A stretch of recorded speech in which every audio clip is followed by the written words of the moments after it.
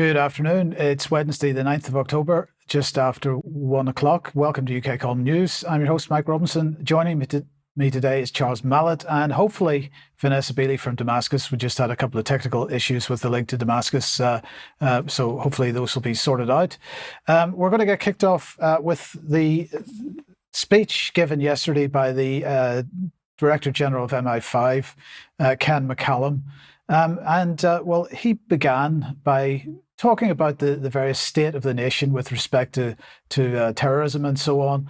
Let's start with his comments on terrorism. Speaking from CTOC, I have to start with terrorism. Since March 2017, MI5 and the police have together disrupted 43 late-stage attack plots. Some of those plotters were trying to get hold of firearms and explosives in the final days of planning mass murder. Our vital work together has saved numerous lives. The headline split of our counter-terrorist work remains roughly 75% Islamist extremist, 25% extreme right-wing terrorism. But under that headline, much has shifted. Straightforward labels like Islamist terrorism or extreme right-wing don't fully reflect the dizzying range of beliefs and ideologies we see. Charles, I just want to start off by getting your thoughts on that. So 75% Islamist terrorism, 25% far-right terrorism. And of course, as usual, they claim to have foiled all kinds of plots that we never actually see the evidence of. Do you think it goes beyond claims? Well, I would say McCallum's got form in this area because he and Mark Rowley, if we cast our minds back to October last year, they were both talking up the state threat from Iran with absolutely nothing to substantiate it. So I would take anything that he said with an enormous quantity of salt, and also giving a 75-25% split gives obviously absolutely no room for any other threat, which seems naive in the extreme. It's interesting you mention Iran because, he talks about Russia first. So let's listen to that. And, he talks about Iran, of course, in a second, but let's get Russia first. I now want to turn to the threats posed by autocratic regimes. Russia continues its illegal attempt to subjugate Ukraine. While the Russian military grinds away on the battlefield at horrendous human cost, we're also seeing Putin's henchmen seeking to strike elsewhere, in the misguided hope of weakening Western resolve. Over 750 Russian diplomats have been expelled from Europe since Putin invaded, the great majority of them spies. This goes well beyond all historical precedent, and has put a big dent in the Russian intelligence service's ability to cause damage in the West. With allies, we're keeping up that pressure by denying diplomatic visa applications from Russian spies. It's not flashy, but it works. Kick them out, keep them out. Kick them out and keep them out. So the attack on Russia, and as Charles just alluded to, that was followed by an attack on Iran. Now to Iran. Since the killing of Mahsa Amini in 2022, we've seen plot after plot here in the UK at an unprecedented pace and scale. Since January 2022, with police partners, we have responded to 20 Iran-backed plots presenting potentially lethal threats to British citizens and UK residents. As events unfold in the Middle East, we will give our fullest attention to the risk of an increase in or a broadening of Iranian state aggression here in the UK. Like the Russian services, Iranian state actors make extensive use of criminals as proxies. So now criminals in the UK are suddenly proxies for Iranian terrorism in the UK. It's quite incredible. No evidence presented, just statements made. And of course, the intelligence agencies have form in this, if we think about Yellowcake, for example. But he then inevitably went on to China. And thirdly, China. China is different. The UK-China economic relationship supports UK growth, which underpins our security. And there are also risks to be managed. The choices are complex, and it rightly falls to ministers to make the big strategic judgments on our relationship with China, where it's in the UK's interest to cooperate, and how we do so safely. MI5 continues to focus where you'd expect us to. disrupting attempts at harming or coercing people, where often we're protecting people of Chinese heritage, tackling threats aimed at our democracy, and safeguarding valuable information against a threat that manifests at scale. Proportionate and targeted security protections are part of the foundation for a confident relationship with China that both enables economic growth and maintains the UK's values. So they have a bit of a problem with China because we have to rely on China so much for supply chains that it's got to be dealt with separately. But in the meantime, tomorrow everybody will be delighted to know that the lovely Mark Rutte, the new head of NATO, is visiting the UK. Of course he is. He's here to see Keir Starmer. There will be no opportunity for the media to get involved in that whatsoever. This is a private meeting between the two of them. I'm quite sure to discuss the war agenda. But we should make the point here, remind everybody about this gentleman, Robert Fico. He's the Prime Minister of Slovakia. And if you remember back a few months ago, lots of media coverage about him because he, of course, is the pro-Russia candidate that became Slovakia's president, to apologise. He's borrowing from Trump, said The Guardian. And so headline after headline about this man. And of course, what happened as a result of these headlines, as the media stoked everything up, well, there was an assassination attempt and he ended up being taken away with several bullets in him.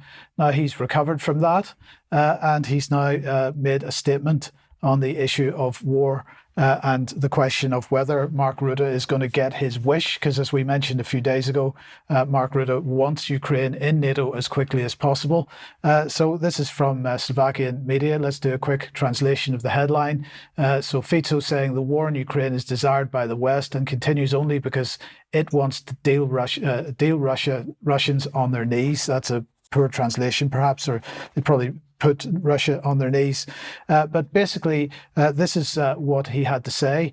As long as I'm the Prime Minister of the Slovak Republic, I will lead the legislators whom I have control over as party chairman to never agree to Ukraine's membership in NATO.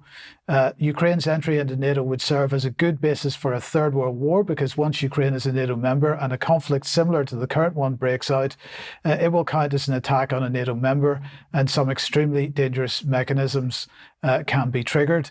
Charles, don't know if you've got any thoughts on that, but I think bearing in mind he's already had one assassination attempt which injured him extremely badly, this is a pretty brave position to take. Well, it's absolutely a brave position to take in light of the others surrounding him that are not taking that position. But of course, he speaks with great sense. And this is the position that UK Column has been taking for months, if not years. And it's almost as though Mark Rutte has not been given the memo, in that he doesn't seem to acknowledge that and to realise that the consequences for NATO and her members are catastrophic if Ukraine is brought in at a time where conflict with Russia is ongoing and therefore inevitable, and of course it would drag everybody else in. So I think to hear a voice speaking out so prominently is absolutely what's needed. Quite what happens as a result of his outspokenness will remain to be seen. Yes, okay, thank you for that. And well, let's stay on the issue of NATO, and this is from De Welt in Germany. Again, we'll do a quick translation of the headline. NATO calls for 49 more combat troop brigades. So De Welt is claiming to have seen a document from inside the German Defence Ministry, which they say, quote, shows the increase in military capabilities that NATO commanders consider necessary. The document is titled Military Capability Requirements, and it's been approved by General Christopher Caval and French Admiral Pierre Vandler, NATO's two top military commanders. And according to De Welt, it calls for an increase in NATO ground combat forces from 82 brigades to 131 brigades. That's an increase of 49 brigades. And that is, in fact, an increase of somewhere between 200 and 250,000 troops. Now, the question then is, where are they going to get these troops? And of course, one place they might get them is through conscription or national service, as Rishi Sunak wanted to call it. Now, the question is whether the current Labour regime is going to continue with this agenda. And Keir Starmer at the time was very much saying no way. That was back in May. But as the Telegraph reporting here, thousands of teenagers should do national service for a year, say senior Labour figures. So this agenda, it continues to be pushed in this country. Charles, do you think it's realistic that NATO could see 250,000 extra troops? And where would they get them from other than from conscription? Well, I think, as you say, conscription is the only way to go about it. So I think it's entirely probable in terms of administration to put that number of people into the system. I think the far bigger question is what capability will they have? How on earth will they be trained and equipped and indeed managed? Who's actually going to operate this? But within the UK, we have to cast our minds back, and I spoke about this before, to the legislation that was passed in 1939. And I think I'm right in saying that the statistic then was that 240,000 people were immediately conscripted within a day. Okay, admittedly, that's not going to be people actually moving into a training capacity, but nonetheless, these things can be changed very quickly. But of course, what is actually delivered, and I would say that society now is in far worse shape physically and mentally than it was back in the late 30s. So it's going to, absolutely ridiculous to suggest that 250,000 people will somehow be conjured out of the woodwork into serviceable troops.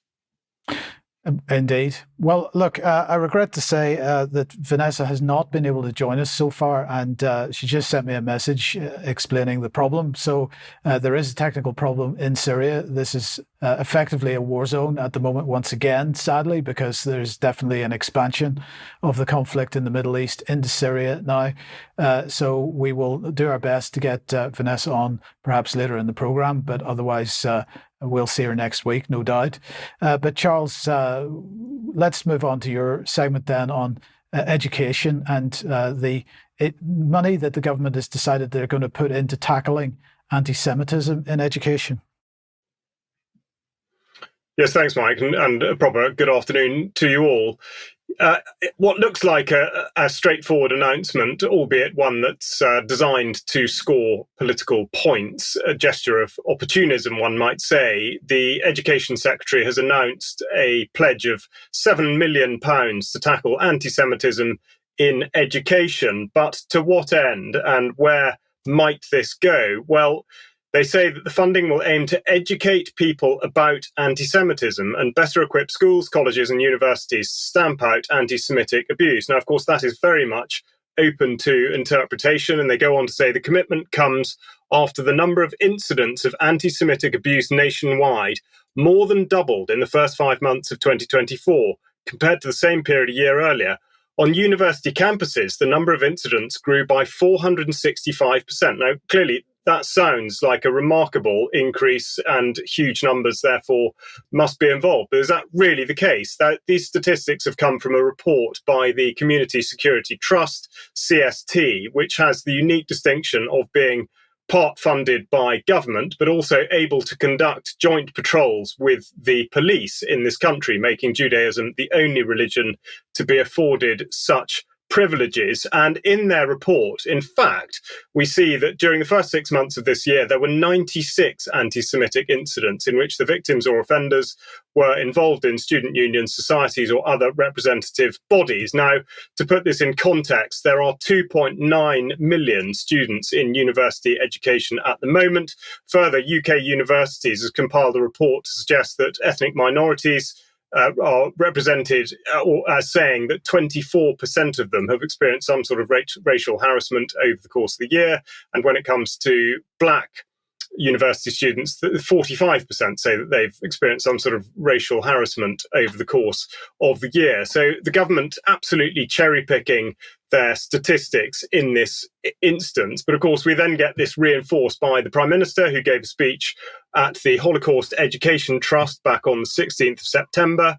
And he says, yet on October the 7th, of course, 2023, over 1,000 people were massacred by Hamas for the very same reason, because they were Jewish. And this is the line. So when we consider education, it's really a re-education. Holocaust denial, conspiracy theories, contorted versions of history, pure hatred and prejudice. So I say tonight, we will not shy away from this. We will not be silent. We will not look the other way. Of course, unless it concerns the killing of Palestinians because they are Palestinian.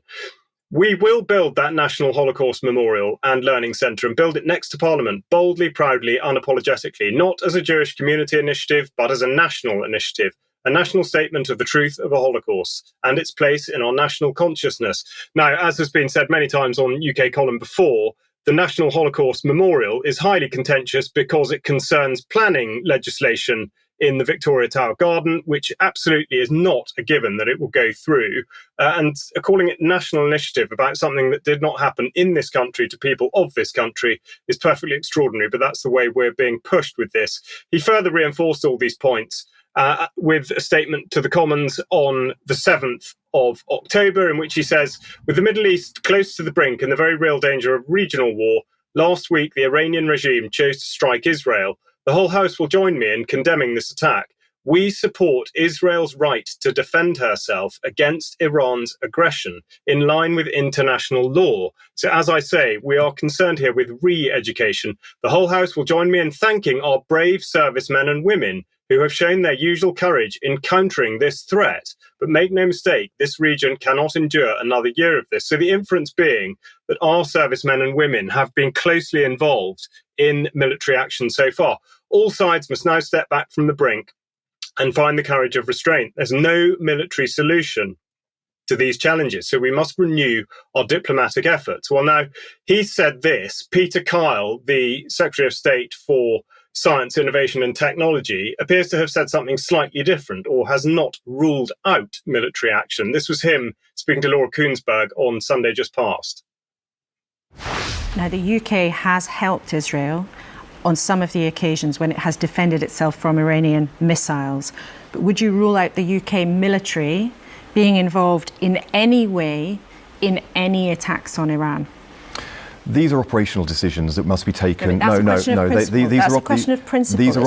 These are operational decisions that will be taken by the Defence Secretary and the Prime Minister, and also the Foreign Secretary. These are delicate negotiations, delicate situations. Britain will do what it needs to do to support our allies in a time of need, but it is very clear from what we have said publicly that Britain will use all of its influence, all of the tools we have at our disposal to move towards a swift diplomatic solution based on a ceasefire as quickly as possible. Now, we're working very closely with our international allies. Mm-hmm. We will take actions in concert with our international allies. There is no sign of a swift diplomatic resolution. You know, just in the last 10 days, diplomacy failed to stop attacks that were coming.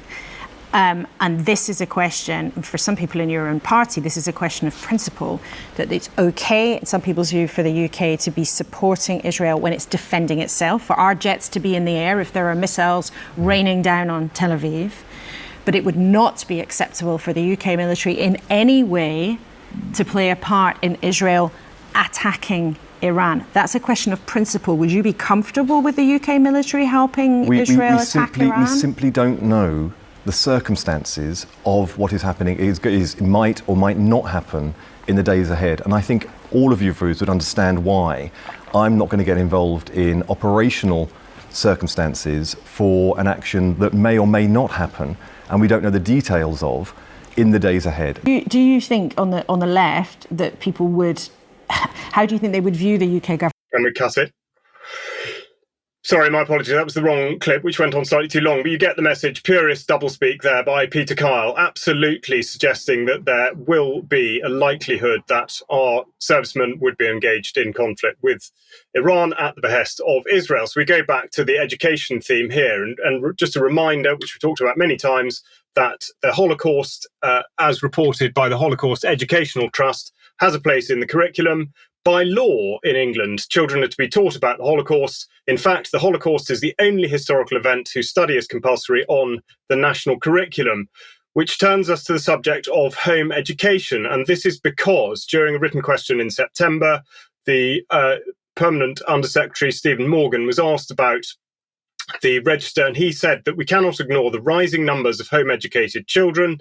And then he goes on to say that there's an increase in the number of those being home-educated due to mental health concerns or lack of provision for special educational needs, essentially reframing the idea of home education as being for children who have issues and therefore require government intervention, which is why they're pushing ahead with the Homeschool Education Registration and Support Bill, in which they say that any other information about the child's characteristics, circumstances, needs or interactions that the Secretary of State thinks should be included in the register for the purposes of promoting or safeguarding the education, safety or welfare of children. So we return to the idea that anti-Semitism is now becoming a key part of the education of children, and that therefore those that are outside of the system via home education need to be brought back into it in order that they can be indoctrinated.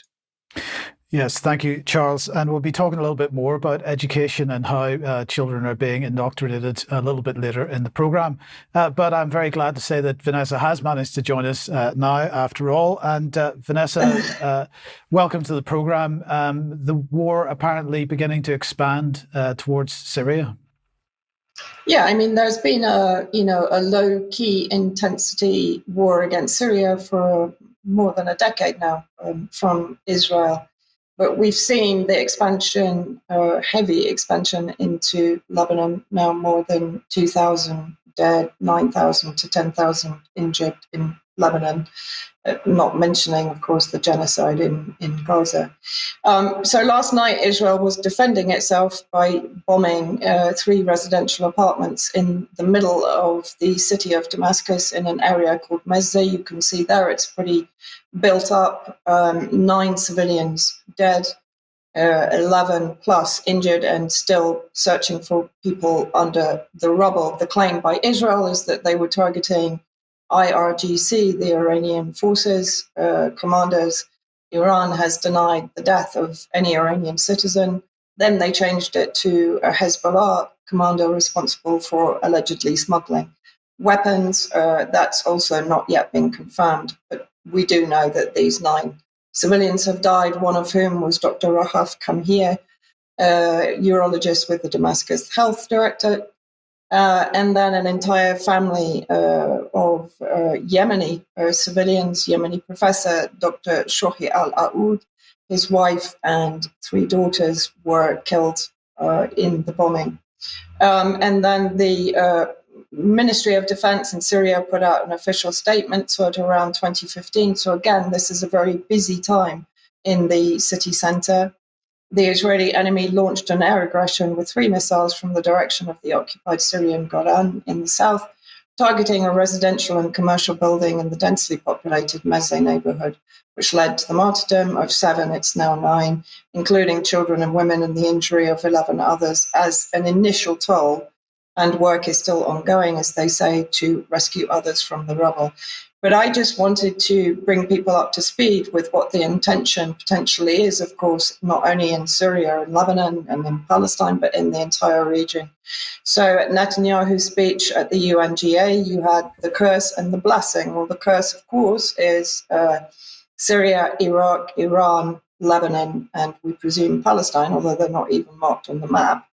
The blessing, as we've talked about before, also is effectively the Indian Middle East economic corridor going through Saudi Arabia, the occupied territories of Palestine, and then Egypt and into Europe. Also isolating Turkey, which is another point we can possibly talk about in extra. Then basically a few days ago, Israel bombed the main border road from Syria to Lebanon on both sides. You can see that the crater is quite extensive. Again, the claim was that they were targeting tunnels that were being used for carrying weapons. There is, of course, no sign of any weapons, but Syria is now completely isolated, and Lebanon is unable to send refugees into Syria for safety. Now, I just wanted to spend some time. You're going to look at this map and think, what on earth is she doing?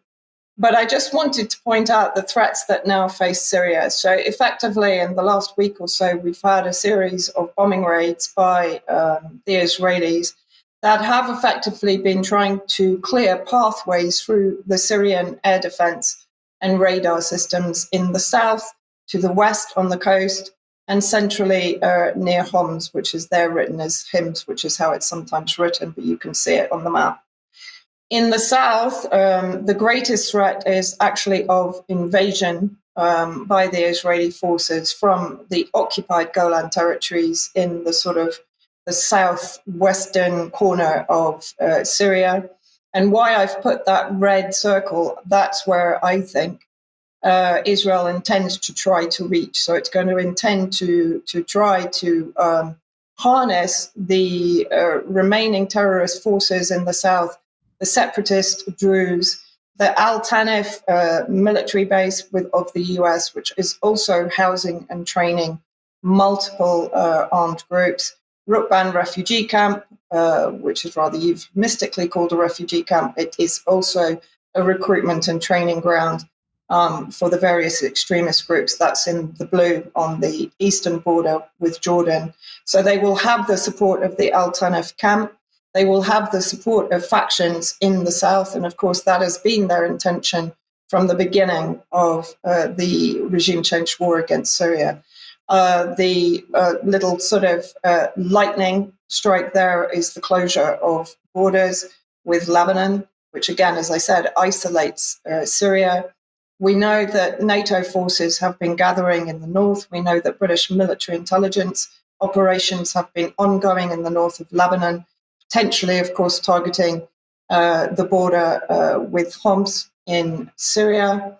We recently had strikes from Israel, but coordinated also with the terrorists in Idlib in the northwest of Syria, coming in from the eastern Mediterranean. And I'm circling Cyprus because I do believe there's also a threat from the gathering of NATO forces in Cyprus if there is to be an escalation of the war against Syria.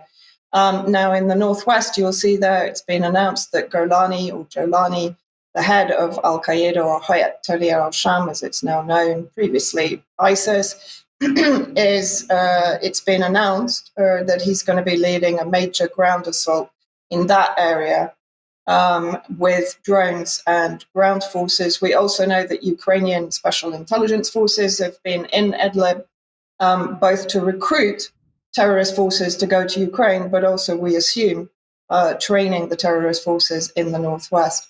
Now, in the red square, you will see Al Bukamal, which is the last remaining open corridor under the control of Iraq and Syria.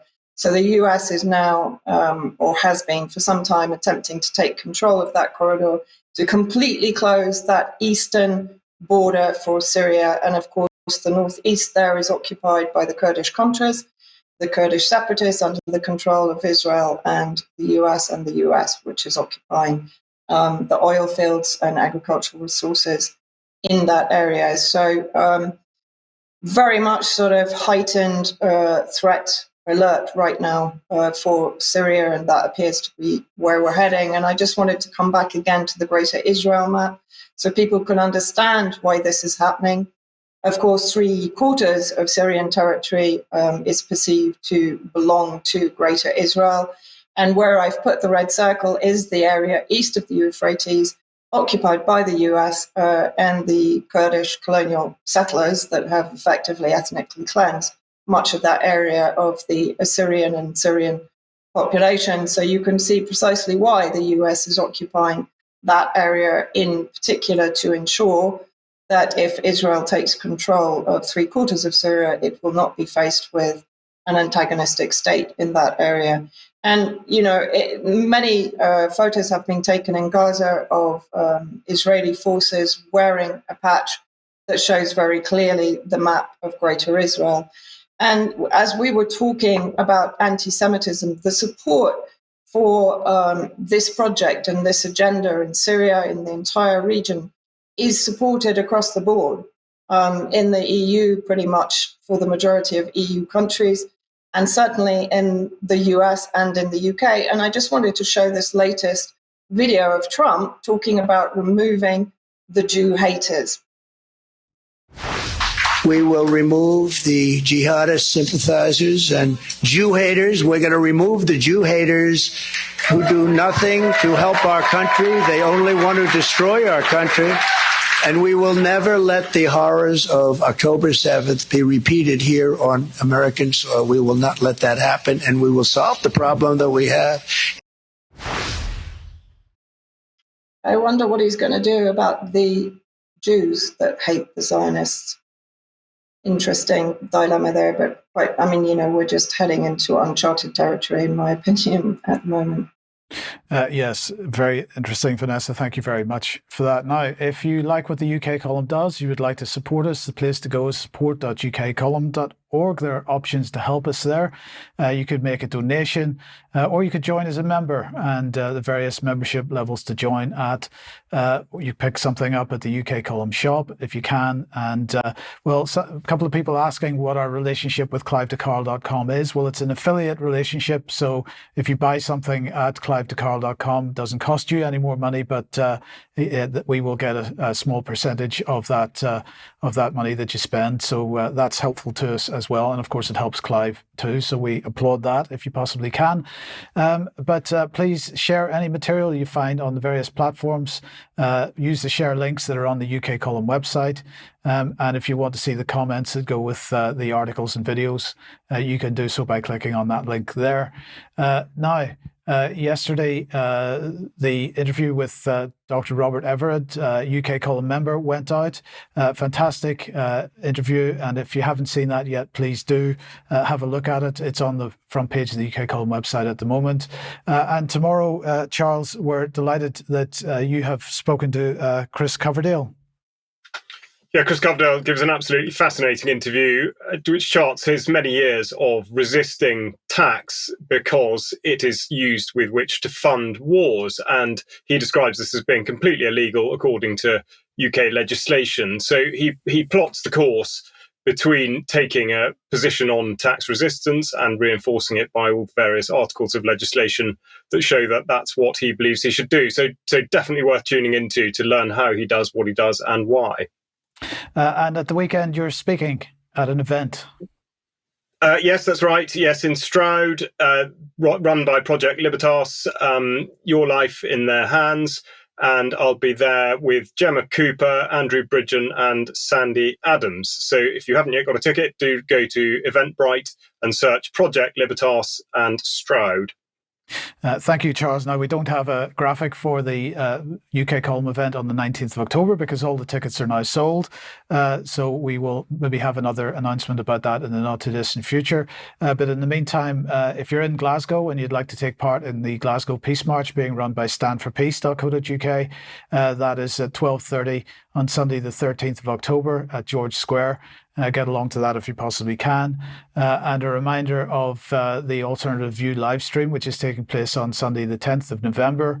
Mark Anderson taking part in that alongside Pippa King, John Kitson and David Dubine. This is a follow-up to the Smart Cities Agenda live stream, which we hosted previously, and we'll be coming on to the topic of smart cities a little bit later in the programme. But before we get to that, let's come back onto education and AI in particular. And I want to introduce you to this organisation called Century. So Century says that any student or pupil that is using Century AI to take help with their education ends up with a 10 times national average grade improvement. That's quite a claim. So we have a little bit of video here introducing Century. So let's have a listen to this. In 2013, I founded Century to solve one of the biggest problems in the world. Children do not receive the required levels of literacy and numeracy, and therefore we wanted to build technology that could transform teaching and learning. Our vision is to ensure that every teacher and every learner has access to intelligent tools to help them succeed. In order to fulfill this vision, we have brought together the world's leading data scientists, engineers, neuroscientists, teachers, and educational psychologists to build Century. Century is an intelligent intervention tool that's able to understand each student's individual strengths, weaknesses, and behaviours. So what could possibly go wrong? Well, Century has been in the media in the last couple of days. We'll come on to that in a second. But my first question was, who's funding them? And well, it seems that they've had quite a bit of venture capital money, and some of it coming from this organization, HPE, which is growing world-class technology in Europe. And I just wanted to highlight a couple of points here. First of all, they are a B corporation, a B Corp, as Ben has been talking about quite a lot. And also, of course, they're very interested in pursuing investments which help develop the Sustainable Development Goals. What could be better? So there we go. That's with that. So why are we talking about this today? Well, they have, well, before we get onto that, we'll just remind everybody that the Century very keen to welcome Sir Tony Blair and Lord Haig's report on recommending the use of AI in the classroom. But we're talking about this today because they are now taking part in a pilot scheme in Liverpool called and they're talking about this in a blog post on their website entitled "Revolutionizing Learning. AI Takes Center Stage in Liverpool." And what it's saying is, in April 2024, the author of this blog post had the opportunity to meet the Liverpool Mayor, Steve Rotherham, as he was planning his re-election campaign. And what struck him was that Steve Rotherham was really into technology, and it was really exciting. And so they invited the new mayor, once he was elected, to Runnymede St Edward's Catholic Primary School in Liverpool to show off their wares. And as a result of that bit of lobbying, they've had apparently the opportunity to expand this to the Liverpool city region. And so thousands of pupils are going to be taking part in it. So let's bring the lady founder on screen. And she was asked about this issue of AI coming into the classroom and whether that would risk the jobs of teachers. But and there was a comparison with checkout staff at supermarkets that have had their jobs replaced by automated checkout. And she said that with all due respect to checkout cashiers, are you comparing scanning your bread across a barcode and the bagging of the bread, which you probably do yourself, as requiring the same skill set as a teacher? She said, teaching is a profession, it's an art and a science. At Century, we will robustly and vigorously defend the teaching profession and the skill it requires. And you have made a poor analogy there. Well, I would question whether it is a poor analogy, because of course she's going to robustly defend the teaching profession, because it's the teaching profession that she needs in order to sell her product into the schools in the first place. She needs the teachers on board.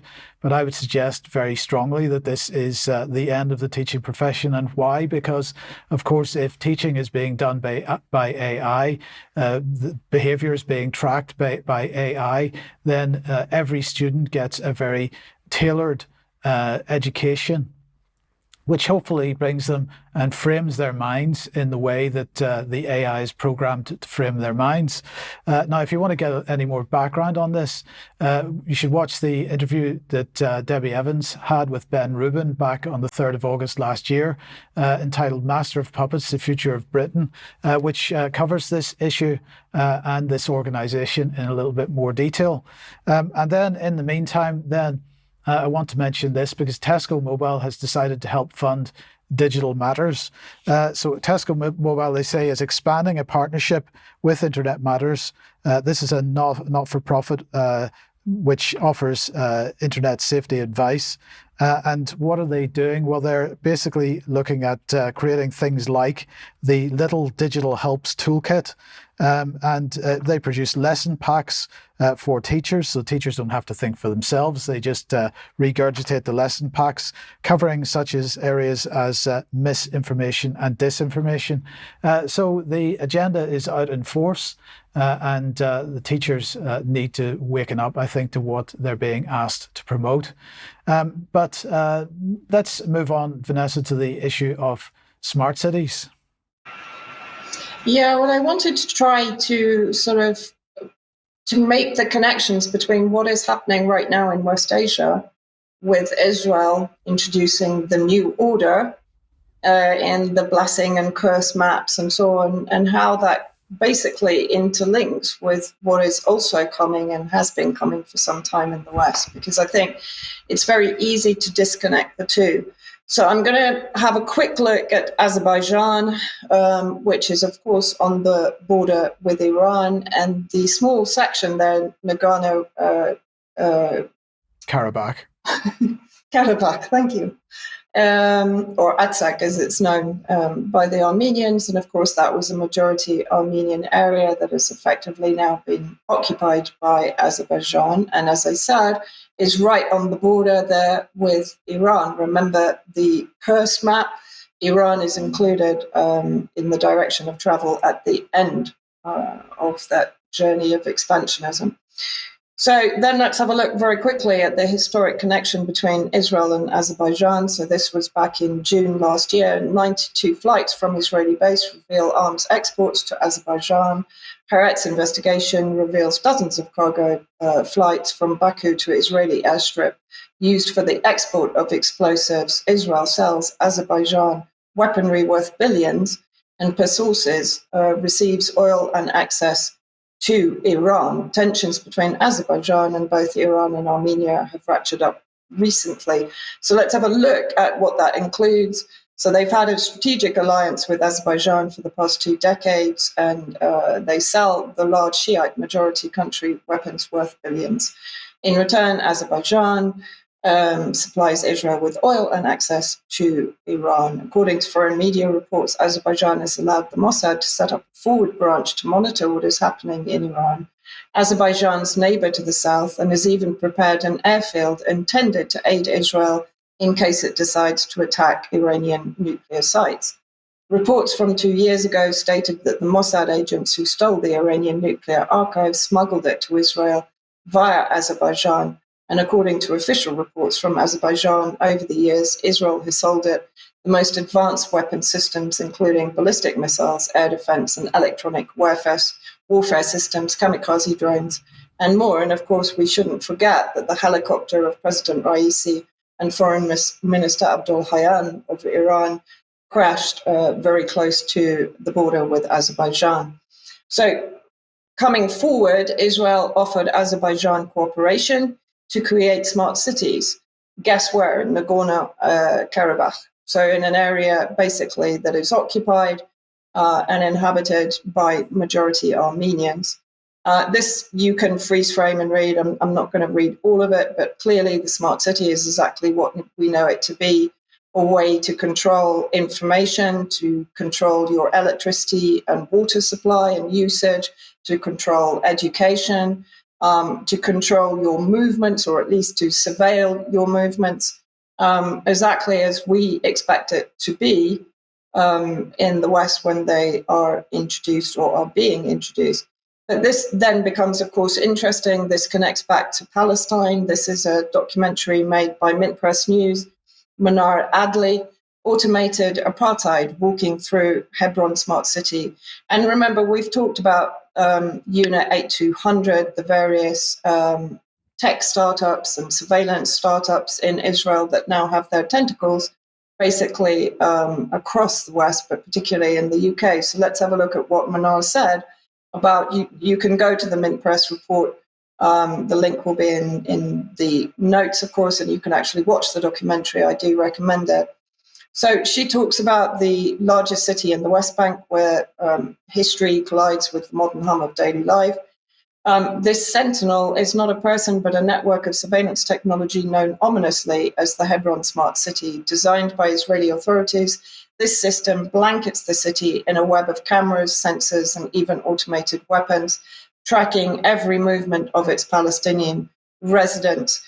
Palestinians in Hebron are the most surveilled people on the planet, highlighting the omnipresence of cameras and face scanning technology. Adli says that the area, also known as Al-Khalil to Palestinians, has become a testing ground for Israel's surveillance apparatus with advanced technologies like the Wolfpack surveillance system in operation. This system collects vast amounts of data on Palestinians, including their personal details and movements, creating an atmosphere of constant surveillance, even inside the houses of the Palestinians living in Hebron. And of course, I have to bring you full circle, in that case, back to the 2030 Israel-UK roadmap, bilateral relations. The roadmap is an ambitious agreement to ensure the UK and Israel's partnership remains forward-looking and continues to innovate to address shared challenges. Let's have a look at this being described not only as a collaboration, but as an actual partnership. Israel and the UK are united in the common belief that a democracy which empowers citizens with the opportunity to innovate, create, and fulfill their dreams is the finest form of government. We are clear that democratic norms are the mainstay for maintaining a rules-based international system and respect for universal human rights. It's very hard not to feel extremely ironic about this statement. As outward-looking patriotic nations, we know that a mutually prosperous future lies in stronger economic, technological, and security ties with like-minded partners. In order to meet our ambitions, we will upgrade the institutional mechanisms that enable us to set and achieve goals across our mutual priorities.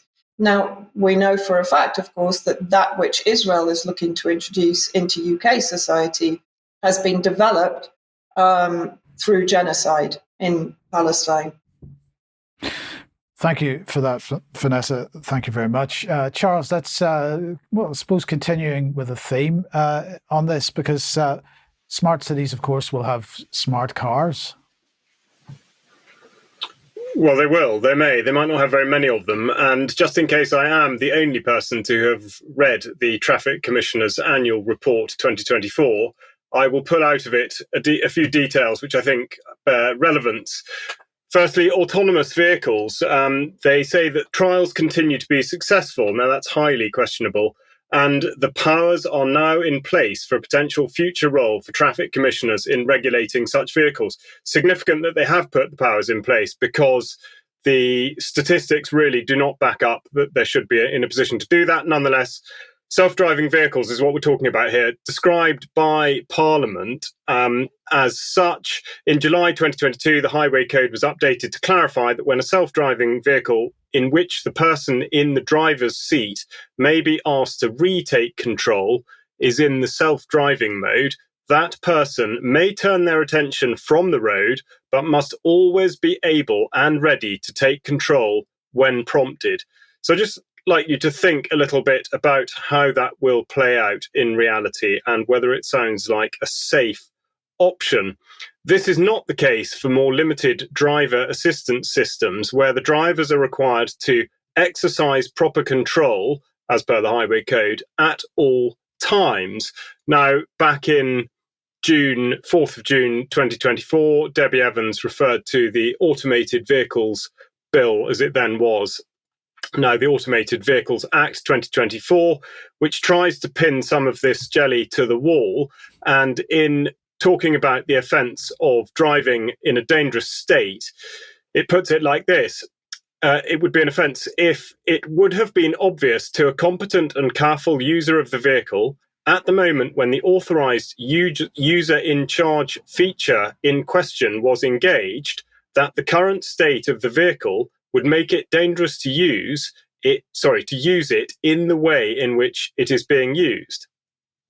And if anyone can make any sense of that, do write in. Now, you'll be wondering where this comes from. Of course, the United Nations in June 2020, they passed Regulation 157, which was supposed to enforce this across the entire world.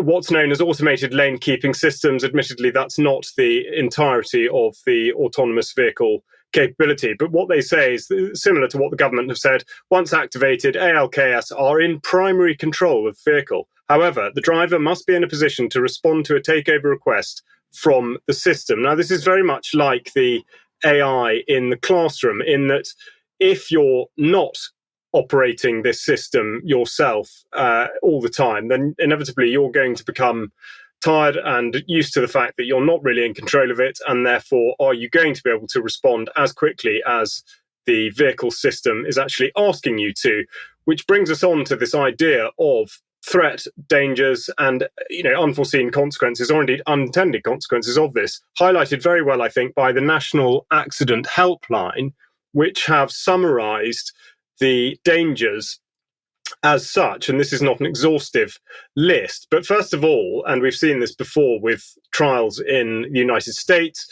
who takes responsibility for collisions, specifically when these types of mode of autonomous driving are engaged? There is a lack of regulation. There's certainly a lack of clear regulation. And I think that what I've just read out from the Autonomous Vehicles Act highlights that exact point. Skill fade, which is what I was just referring to, in that the less people drive, the less able they will be to drive. Their reactions will fade too. Vehicles like this, of course, are prone to hacking. So, in effect, anybody can take control of them.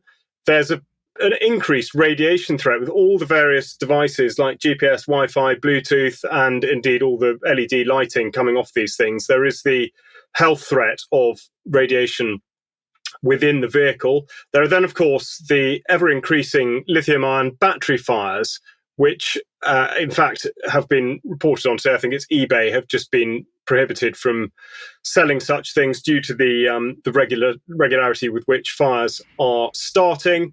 And then, of course, there is the failure of the technology, which no one ever wants to admit to being a possibility. But in effect, the glitches in the system, which will mean that the vehicle will be unable to respond to a threat in the road, an obstacle like a pedestrian, like a child, for example, or just simply a road barrier. And if you can stay on for News Extra today, please do, because I'm going to ask Mike to recount his experiences with a hire car recently and the degree to which this is already happening and the way in which it's going to go. An extraordinary story. So please stay tuned for that. Thank you, Charles. Yes, we will now. Of course, another aspect of smart cities is digital ID. So let's talk about that for a little while, because here is a blog post from Malet and Fox, which is entitled Working in the Open Digital Government in the UK in 2024. So the UK government has created a panel of tech experts, which is co-chaired by Malet and Fox. This is to steer the government's digital strategy. With the aim of changing the landscape of public services. And this group is consisting of leaders from academia and industry, they say.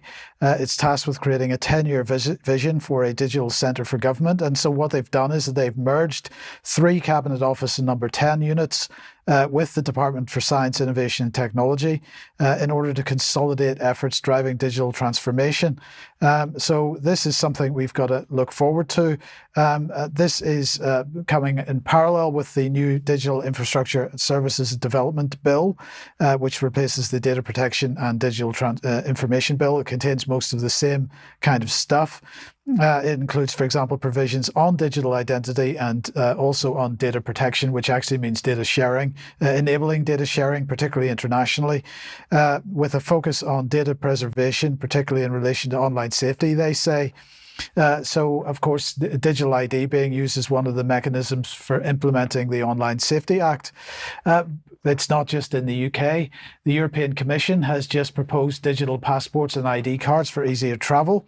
And they're saying that both EU citizens and non-EU citizens are subject to systematic checks in person when crossing the EU's external borders.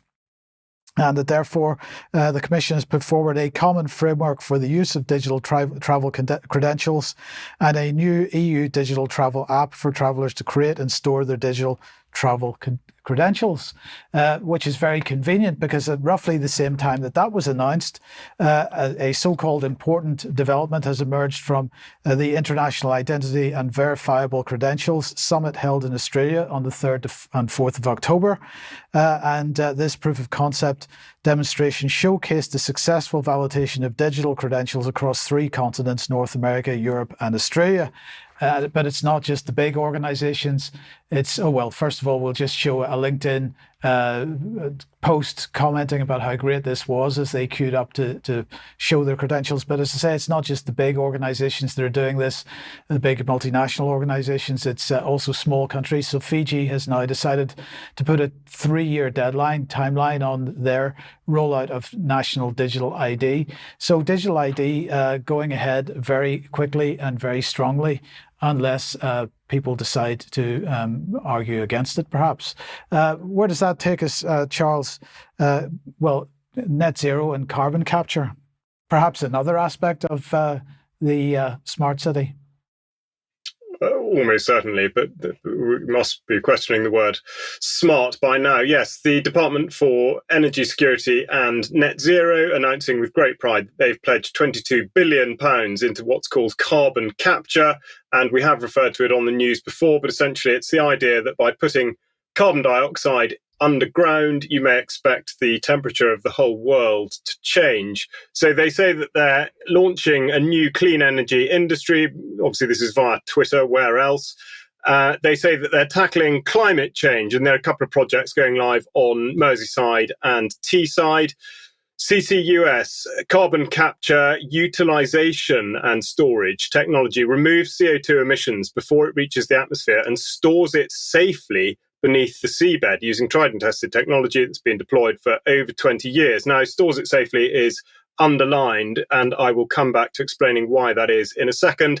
Here's a diagram showing an oil drilling platform and then something onshore, which of course would be creating lots of carbon dioxide, which is why when they say that CCS, carbon capture and storage, is critical to the UK achieving net zero, the government aims to capture and store 20 to 30 million tonnes of carbon dioxide by 2030 and then 50 million by 2035. These figures are obviously largely irrelevant because so far no target on carbon capture has ever been met. But nonetheless, what is clear is that even attempting to do this costs an awful lot of money. It refers to a variety of processes, and they capture and store carbon dioxide emissions, generally from industrial processes. This carbon dioxide can then be transported, including via repurposed gas pipelines, and stored, for example, within rock formations in the UKCS.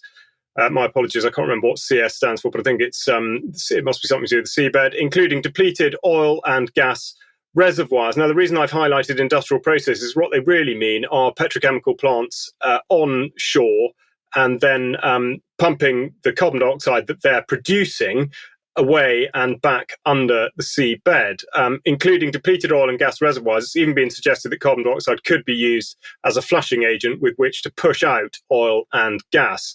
So in actual fact, this has absolutely nothing to do with reducing carbon dioxide content, but all to do with furthering the interests of the petrochemical industry.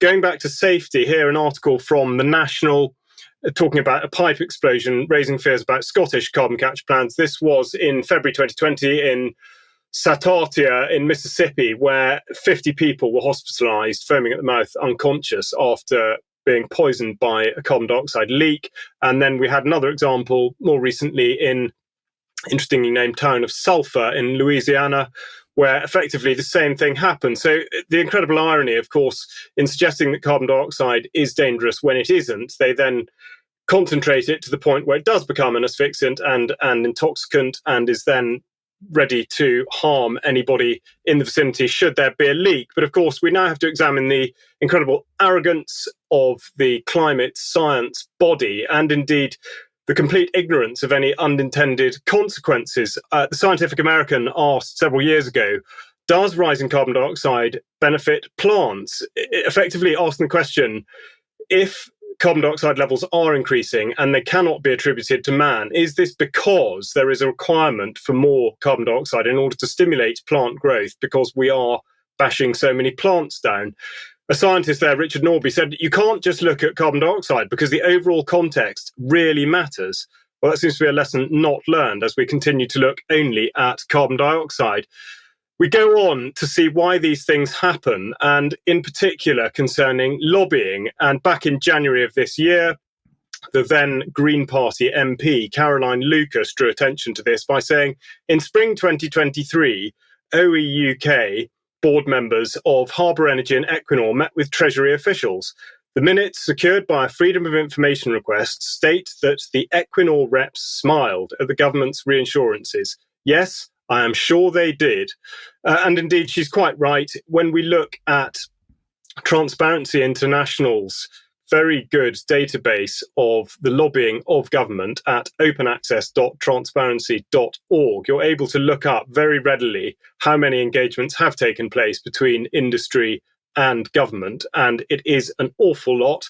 And I'll just round off by saying that this really is a good business to be in.